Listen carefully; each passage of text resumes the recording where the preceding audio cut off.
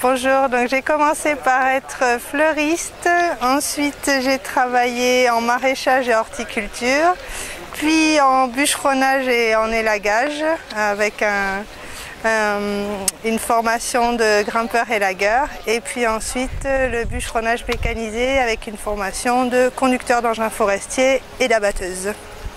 Aujourd'hui, vous intégrez une nouvelle société, la SERP, pour utiliser un engin vraiment spécial. Pouvez-vous décrire rapidement cet engin et votre fonction d'opérateur? Alors, la conduite de grues telle que celle-là s'effectue le long des lignes électriques à 3 ou à 5 mètres suivant la tension qu'elles conduisent.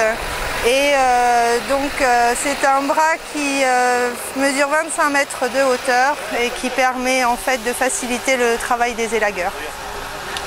C'est une machine qui va travailler principalement en forêt? Sur tous les terrains apparemment, aussi le long des voies publiques. Et vous pensez qu'il y a une formation assez longue et importante?